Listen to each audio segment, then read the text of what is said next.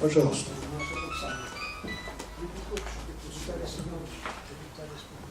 Пожалуйста, доктор философских наук Ежов. Прошу на сцену.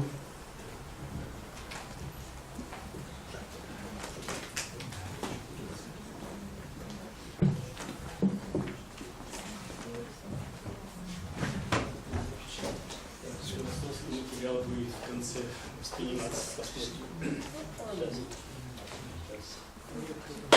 В современной культуре есть актуальная проблема, взаимосвязь традиционной культуры и современных инноваций. С позиции философско-эстетического подхода я попытаюсь обосновать некоторый аспект этой проблемы. Здесь материал опубликованный, но я некоторые основные положения здесь вижу. Значит, актуальной проблемой является нахождение оптимального соотношения между традиционной и современной культурами, традициями и инновациями. Ментальность этнической культуры является устойчивым основанием как важнейшим фактором этнической идентификации. Именно духовные корни восходят в исторически сформировавшиеся генотипы культуры. Разнообразная локальная неповторимость в культурном пространстве есть выразительный показатель этнической мощи и величия человеческой духовности. Возрождение национального разнообразия духовной культуры происходит с учетом ее исторических архетипов развития. Прояснение и выявление этнически самобытных потребностей, интересов этноса в историческом контексте социума усиливает социорегулятивный потенциал культуры. Приобретая и усваивая новые ценности, эта культура приспосабливается к современной исторической среде. В концептуальном плане универсальная категория эстетической науки есть некая целостность. Разумеется, вместе с этим процессом формируется и гносеологический план, оптимальный тип личности, о чем главный доклад будет, эстетического восприятия. Основными признаками идеальной модели эстетического восприятия является целостность, интегрирующая форму и содержание воспринимающего объекта во всех его компонентах, национальных, культурных, исторических полноте и проявлениях. При эстетическом восприятии у субъекта формируется способность к построению образа на основе этой целостности, сообразности природы объекта. В онтологическом плане оптимальность в целостном объекте предполагает прежде всего наличие объективных признаков гармонии. В этом плане у субъекта должен сформироваться перцепт или интуитивное осознание совокупных признаков гармонии. У сформированного эстетического восприятия субъекта возможно наличие архетипических пространственных представлений или называемых паттернов изобразительных конструкций, о чем, собственно, сегодня было говорить. Известно, что любому паттерну соответствуют различные понятия, а одному понятию может относиться множество образных моделей, пространственных конструкций, композиций, каркас которых может сведен к одному паттерну. В своем выступлении изложу мысли о возможности поиска нейроэстетических оснований человека или шамана и гармонизации их отношений в процессе практики и познания. Так, согласно проекту «Геном человека», принципиально возможно считывание генетической информации отдельного человека, что сразу позволяет поставить и решить задачи создания индивидуального подхода к человеку. Иначе говоря, анализ генетической информации позволяет говорить о возможном узконаправленном, точном, эффективном влиянии на внутренний мир личности, что делает шаман. Современная наука утверждает, что в достаточно короткое время будут созданы усовершенствованные так называемые ДНК-чипы, позволяющие легко снимать и осуществлять анализ генетической информации, присущей отдельному человеку, соответствующей конкретному генетическому типу. Например, выявить основы гениальности, аутизма, сумасшествия, агрессивности, внушаемости, ну и других. Социогуманитарные науки изучают человека и созданные им системы, языки, социальные системы, экономика, наука, религия и так далее. Однако в наше время все отчетливо осознается общность целости всего в природе, безусловно, гармония Лейбница или там называющая гармония Заготовская. Все имеет единую первичную материальную основу, подчиняющую одним и тем же фундаментальным законам природы, изменяясь в рамках общего эволюционного процесса. Теперь чаще методы исследования, созданных в естественных науках, используется в социогуманитарных областях. Современная научная картина мира становится единой. Она включает не только естественные, но и социогуманитарные науки. Естественное дает себе знать взаимное возникновение, конвергенция исследовательно-научное и гуманитарное знание. Я думаю, что эта конференция сейчас и об этом и говорит. Хотя, вот, конечно, к сожалению, конечно, я не выступал как физик, но мы послушали бы эти глубинные основания, которые формируют и гармонию Вселенной. Вселенная представляет собой единую, целостную, неразрывно сложную материальную систему. Всеобщее взаимодействие приводит к неразрывной взаимосвязи во Вселенной всего во всем. Данная взаимосвязь затрагивает любые формы проявления материи, включая духовную, культурную, гуманитарную. Рациональное изучение Вселенной, ее целостности, посильной философии, чувственной целостности представление дает эстетика. Однако познание закономерностей мира и их многогранно изучает разные науки. Во всех науках сложные процессы и системы стремятся изучать через простые конкретные составляющие. С возникновением человека его творческие способности формируют богатый внутренний мир. Возникшее духовное состояние наслаждения по своей продуктивной деятельности образует сложившиеся эмотивные структуры мозга и структуры мыслительных процессов познания целостности мира. На этой стадии развития, что указывает современные исследования нейросиловой, в частности по Наталье Бехтеревой. Последние вещи в уме происходят вследствие последовательных операций, приписываемых свойства объекту, расположенных в пространстве и времени. Однако этот умственный конструкт приобретает качество целого только в том случае, если целое можно присвоить свойства целого, то есть представление, которое недоступно ни для одной его части. То есть такое свойство нет ни в одной из его частей.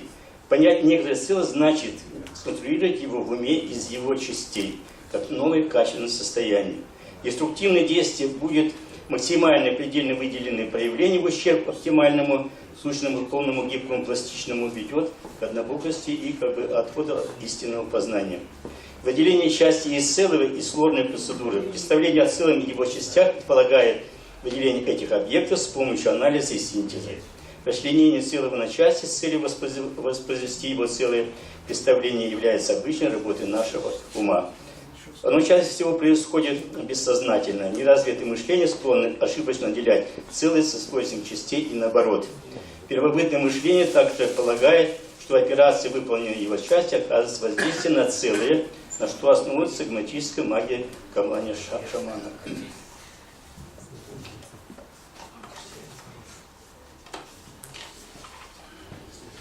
Пропускаем побольше.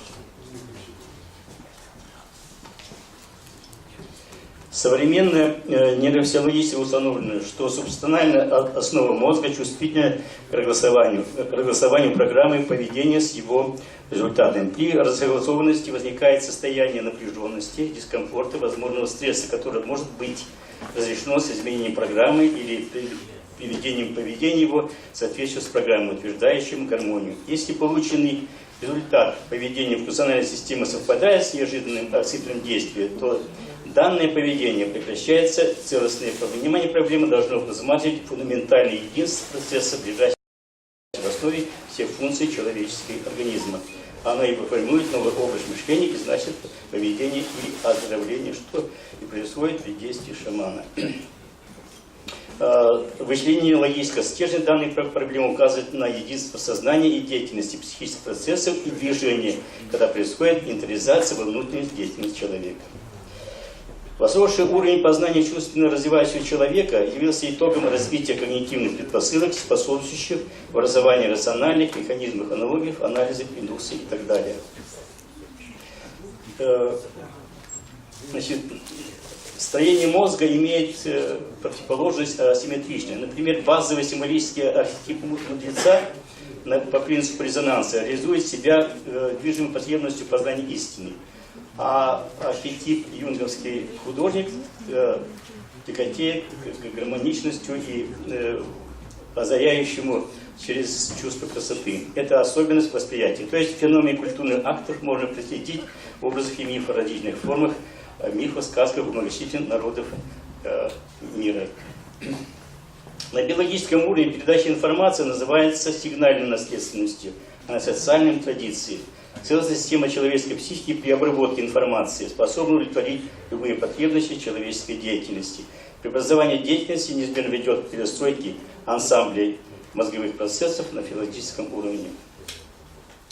И заканчивая вкратце разговор, скажем, что таким образом Таким образом, родоисторические врожденные механизмы чувствительности человека, в частности гиперчувственность у шамана, его начальной социальной практики, ориентировано на движение на адекватность телесных условий внешнего мира, что приводит к возможности действия, оздоровляющих действий на пациента, с которым он работает. Поэтому в перспективе развития мы видим, что подсознательное восприятие при подкорковом предъявлении влияет на последующий эффективный выбор, но не сказывается на распознавании. И напротив, сознательное восприятие под порогом предъявления влияет на распознавание, не отражаясь на эффективной оценке. То есть при определенном воздействии рационального мы видим, что человек может тяготеть к познанию через интуицию истине, а художник стремится к красоте восприятия. Но такая асимметрия эстетического выбора соответствует на уровне конкретной личности, любопытству или консерватизму, чертами, вызывающими внутренний конфликт, зависящий от деятельности объекта. Иногда это проявляется в виде или погони за модом, или привязанности к традициям. Такой крайности, когда проявляются глубинные юнговские архетипы. Ну так вкратце я изложил некоторые положения. Чтобы не утомлять аудиторию с философским размышлением. Во-первых, вы их не утомили, а вдохновили, я так считаю. Просто поэтому надо сомневаться в собственных материалах. Так что все было хорошо. Есть ли вопросы срочного характера? Где можно почитать доклад? В нашем... Полностью. Да, сборники казачьих священий. Да, он сейчас выходит. Первый номер 15-го года. Там Подождите, мы пару читать я запишу. это я комментарий изложил, поэтому как-то, наверное, сложно воспринять. Да. Можно это прям погромче? Да, пожалуйста, да. Сборник чего? Так, первый номер 15-го года, сборник казачьих чтения, там полностью дана статья. Казачье чтение. Первый номер 15 год. Значит, это сборник докладов Академии, он уже 20 лет выпускается. Его можно посмотреть в интернете на сайте Академии. Сайт очень простой, адрес запишите. Латинскими буквами slavzso. slavzso.ru. И там полностью с 2004 года все сборники есть, все статьи. Кстати, вот сейчас готовится второй номер за 2016 год. И все материалы этой конференции будут в том сборнике. В том числе вот Дмитриев подготовил тоже новую статью. Тоже будет в том сборнике статья. Спасибо большое.